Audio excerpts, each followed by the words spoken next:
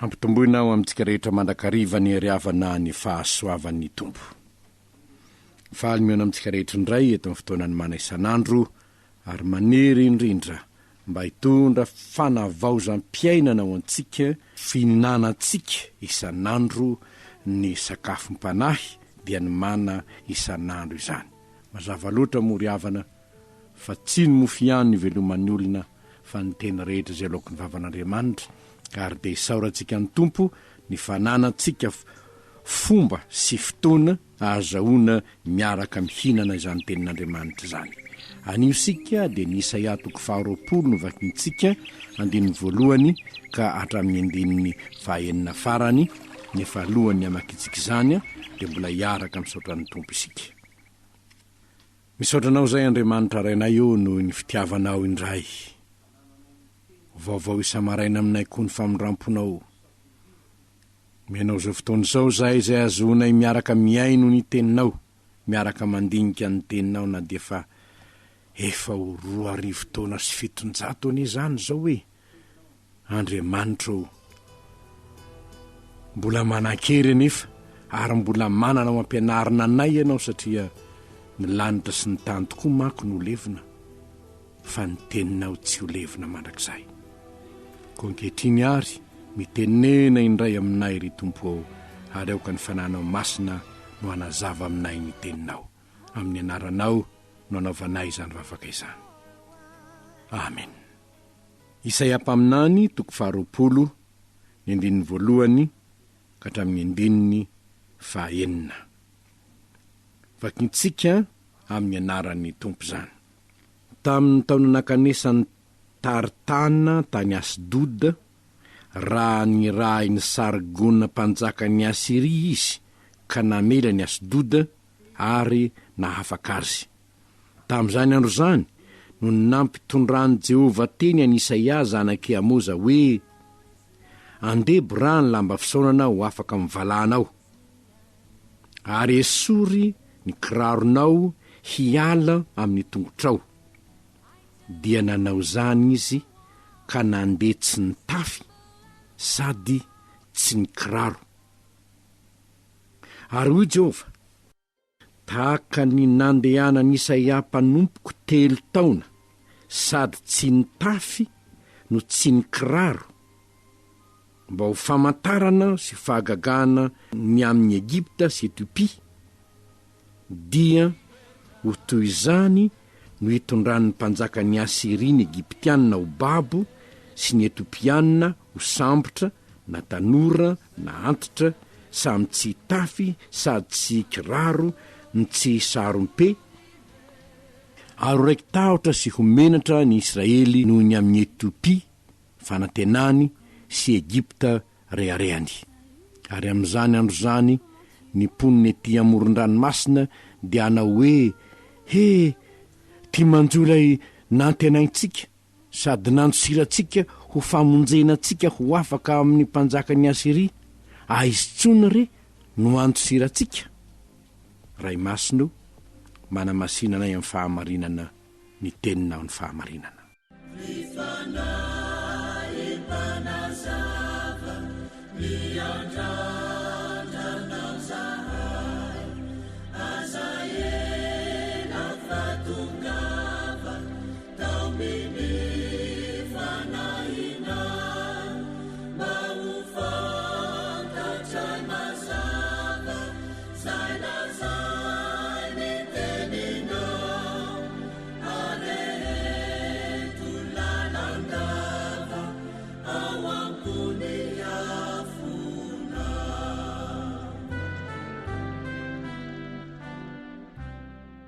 Enina avindray ary ny fahamarinana izay ho tsoatsika avy amin'izany tenin'Andriamanitra fohifohy no vakitsika teo izany. Ny fahamarinana voalohany azontsika tsoana avy amin'izany dia ny hoe mety ho fiasana eo am-pelatanan'Andriamanitra na dia ny firenena jentilisa aza. Mety ho fiasana eo am-pelatanan'Andriamanitra na dia ny firenena jentilisa aza. Fiasana atao inona nefa ho fampitandremana ny olona izay andefasany hafatra. Tsara aloha ny manamarika eto fa omaly sika dia nahita faminaniana mahafaly ny amin'ny hoe raha mamaky ny toko 720 sika ny andininy fa 420 sy fa 520 dia mahita fa misy resaka Asiria sy Egipta ary Israely ao. Haninina reo hiaraka mivavaka amin'ny Tompo reo. Efa hitantsika izany omaly. Izao anefa toy ny mifanohitra amin'izany hitantsika eto ity, satria izay hitantsika amin'izao fotoana izao voalaza amin'ny toko 20 dia zavatra hitranga alohan'ny hahatongavan'ny fitahiana. Ka eto sika dia ny zavatra hita eto dia hoe ny mpanjakan'ny Asiria Sargona dia naniraka antartana generaliny hanafika ny Asdoda io tanàna ny tanan-dehibe any amin'ny tanin'ny Filistina. Ka amin'ny fotoana izay nanafiany ka nandreseny any Asdoda tanàna ny Filistina no nahatongavan'ny tenin'i Jehova tamin'ny Isaia. Aninina io?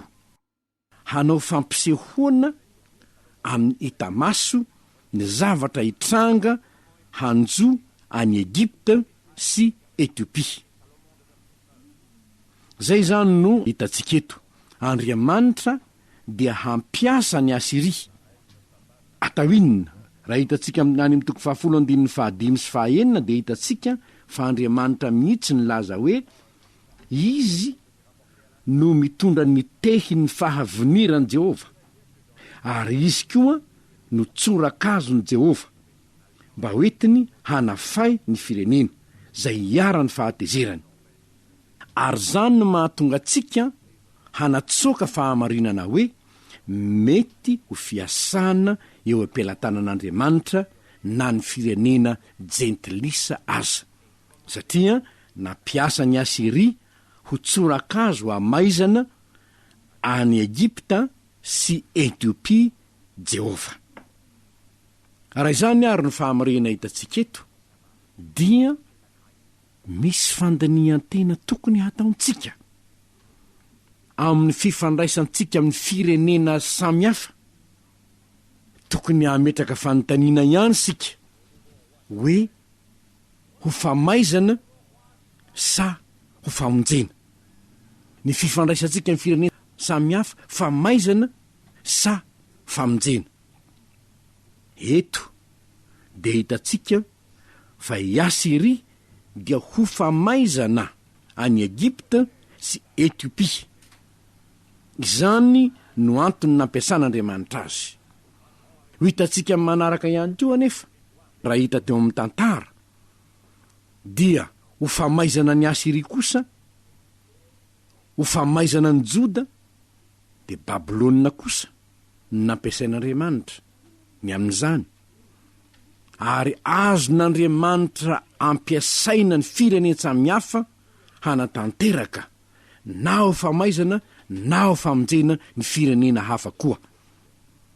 Ary raha misy fifandraisantsika amin'ny firenena samihafa dia tokony ho dinihintsika ny amin'ny hoe hitondra famonjena sa hitondra famaizana sanatria. Izao nefa ny tsy maintsy ho fantaritsika matoa Andriamanitra mitondra famaizana dia satria misy fahadisoana ataontsika tokony hibebahana amin'Andriamanitra kanefa tsy hibebahana. Ary rehefa tsy hibebahana ilay izy dia mitondra famaizana zany, ary eo ny tsy maintsy jerentsika ry havana.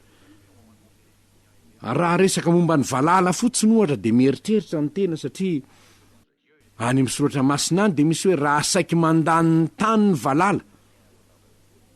Any amin'ny tantara faharoa toko 7:17 asaiky mandany ny tany ny valala. Ka na dia ny valala azy zany dia mety miara-mila irahan'Andriamanitra hamperitreritra ny firenena zay mandray zany valala zany.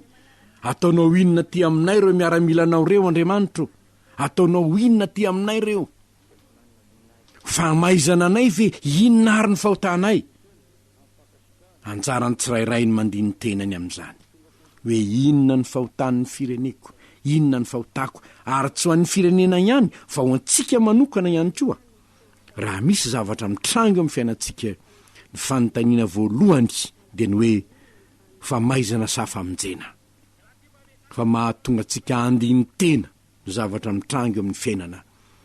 Nahatonga ny mpanoratra ny salamana hoe soiany aho na fahoriana hitandremako ny teninao, satria fantatry ny mpanao salamo fa ny famaizana nataon'i Jehova dia tsy inona akory fa fitaomana azy hankatoa ny tenin'Andriamanitra.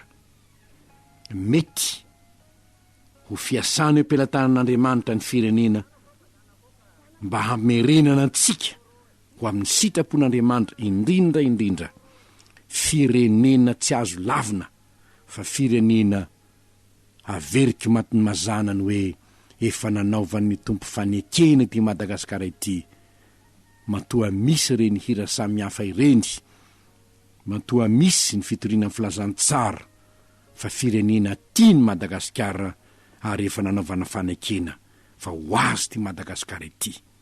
Raha misaraka amintsika ka mandao azy dia hiatra eny naninaneneny tsorakazo ny ray nefa tsy hoe tsorakazo tsy fitiavana akory fa tsorakazo famaizana. Mety tsy mahasoa amin'ny andro hiaran'ny famaizana zany, fa tahaky ny kapoka ataonao amin'ny zanakao mety mampitomany azy amin'ny azon'ny kapoka kanefa rehefa aveo ahatsiarovan'ny tena hoe tsy ho amin'izany intsony aho. Hoy te zaza iray nahatsiaro ny fitiavandray ny azy teo amin'ny fiainako izy dia indray mandeha aho mba nivoakapoky dada mafy de mafy, fa naninona nangalatra ny volany dada aho izy ka tratrany dia zao ny teniny hoe aleko mahita anao maty toy izay mahita anao mpangalatra. Ary dia hatramin'izay ozy dia natahotra aho tsy hangalatra intsony aho fa tsy sitraky dady zany. Voafitaka manko izy noho ny fitiavana manao loka teo amin'ny 10 taonany.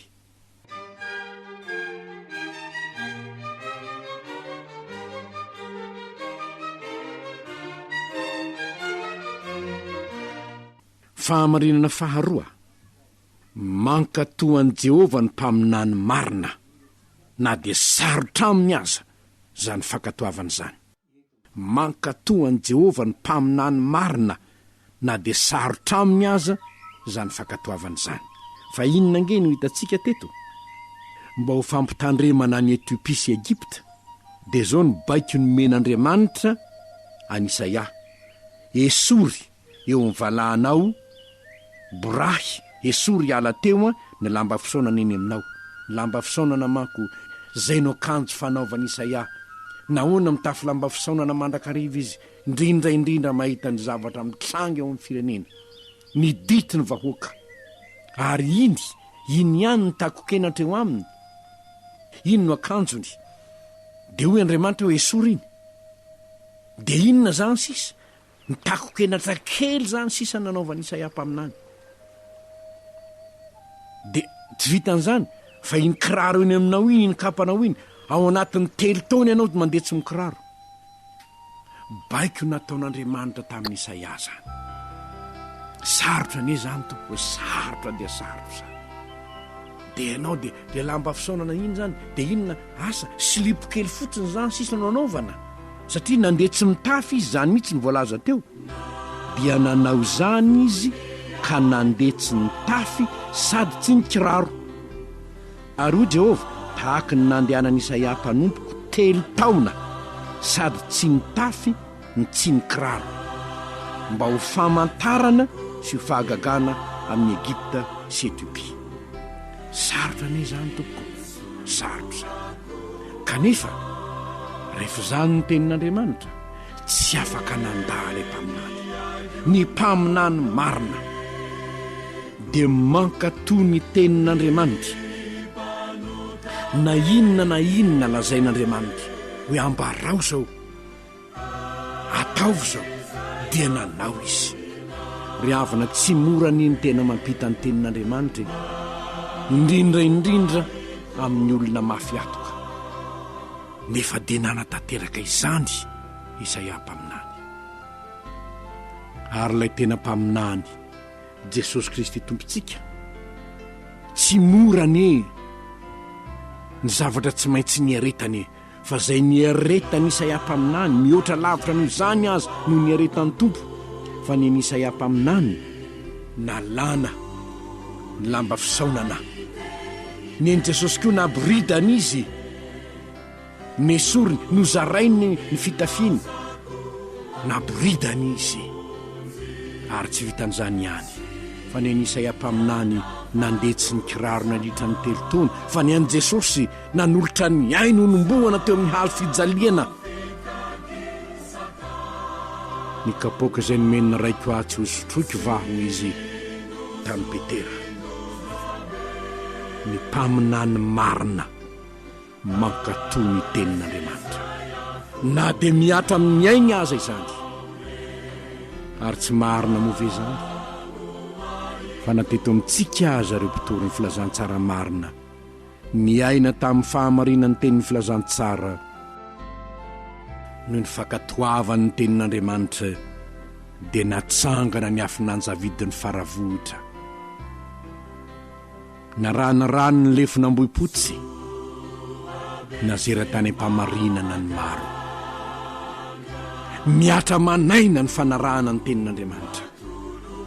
Fantanina mipetraka amiko dia izao, hatraiza mba fankatoavako ny tenin'ny Tompo, hatraiza inona ny mba nafotiko tamin'ny fanarahako ny tenin'Andriamanitra, inona ny mba fotiko raha ohatra tena tia ny Tompo aho. Ianao ngamba ka zany etsy tsy Isaia aho e, zany etsy Jesosy aho e, zaho anie tsy mpaminany aho e, zany angamba ny teninao. Nefa raha tena kristianina ianao, raha tena kristianina ianao, dia tokony anaiky ny maha mpaminany ianao, satria ianao koa ny eny rahan'ny Tompo e, amin'ny maha kristianina anao e, mandehany ianareo ka mitoriny filazantsara amin'ny olombelona rehetra. Raha tena kristianina ianao dia hanolo tena hahafoy hoentina manatanteraka izany, satria tiaka toy ny tenin'Andriamanitra ianao, tiaka toy ny tenin'i Jesosy ianao. Dia eo ary mipetraka ny fanontaniana, moa tena kristianina marina ve aho, moa tena kristianina marina ve aho, ary hatraiza ny fankatoavako ny tenin'ny Kristy. Fa raha isika kristianina neny samy manatanteraka ny tenin'ny Kristy, hiovany eny firenena, hiovany firenena, na dia amin'ny fifankatiavantsika ihany aza. Saingy ny mampalahelo moa miady an-trano sy mifanenjika isika tahaka ny loza nanjoan'ny Egipta, na dia isika samysika aza engany havana hanova ny toetsaintsika ny fahafantarana fa ny tena kristianina marina dia mankatoy ny tenin'ny Kristy, tahaka ny nankatoavan'ny Isaia mpaminany ny tenin'i Jehova, tahaka ny nankatoavan'ny Kristy Jesosy ny afatry ny rainy, eny na dia miatra tamin'ny ainy aza izany.